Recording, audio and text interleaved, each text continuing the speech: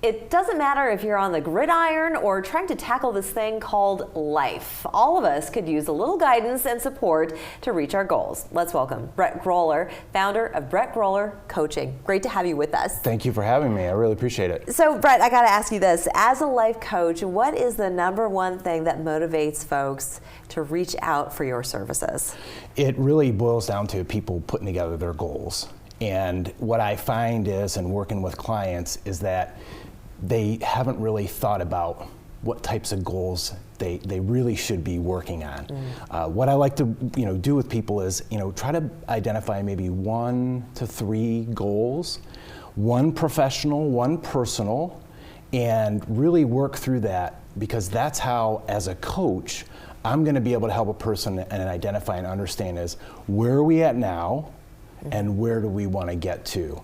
And without having real 1 or 2 goals, I get a lot of times people will tell me is, what would you rather do? Would you rather do 6 things 12,000 times? Yeah, right. Or would you rather do 12,000 things 6 times? Yeah. And what I find is it's better to do a lot less, right? And then we'll do it a bunch of, we'll do it a bunch of times, and then we'll figure out, and then we'll reach that goal. It sounds like there's a lot of psychology that plays into the work that you do. So what is the difference between coaching and therapy? Good question, and I get that a lot. What I'm seeing now with a lot of the clients that I work with is they're doing both.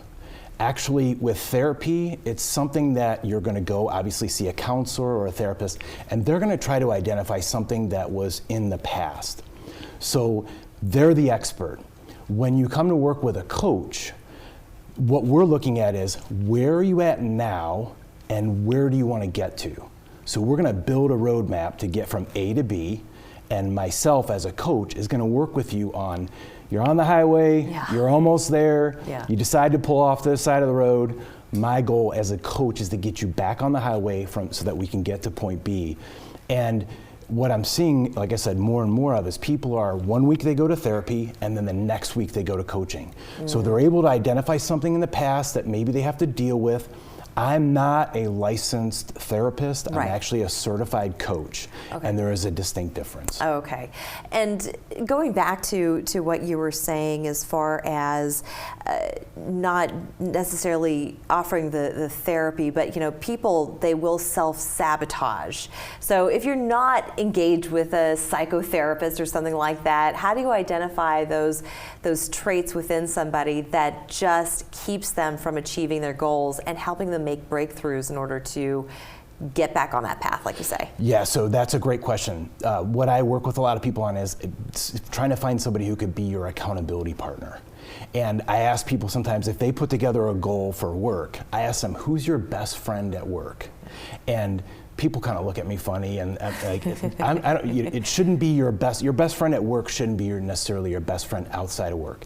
So to that point is, find somebody who you can share a goal with. I always tell people is that a goal is fine, but have you written it down and have you shared it with someone? That's how you become accountable. So as a coach, when you share a goal with me, then we work that process. And I, like from week to week, or depending on how often someone comes to see me, is I'm looking for commitments. What did you tell me you were going to do in the next 2 weeks? That's the scary part. Right, absolutely. And it scares most people because they haven't had somebody that they've shared a goal with. And then they go, oh my gosh, I have to come in 2 weeks to meet with Coach Brett, and I didn't do what I told him I was going to do. So what do they get, a slap on the wrist? What happens? That's where we start the next coaching. Disappointment in your face?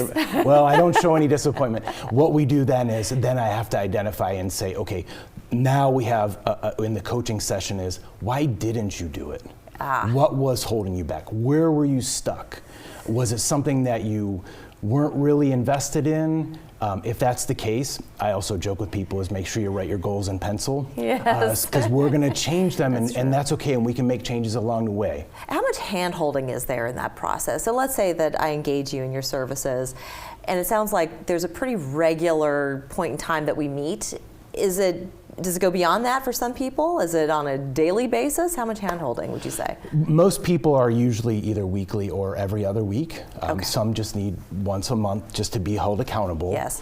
What I typically will offer to folks is that if they need a check-in, so say for instance they're working towards a goal and it's in between, it's the next week, right? But we're not meeting until the following week. Yes. Then we would just do a quick phone check-in.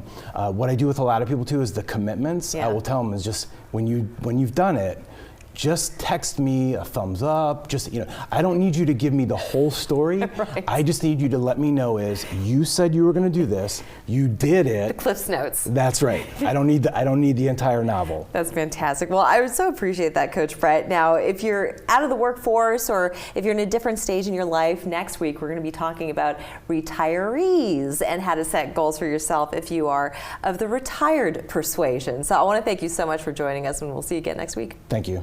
We're back after this.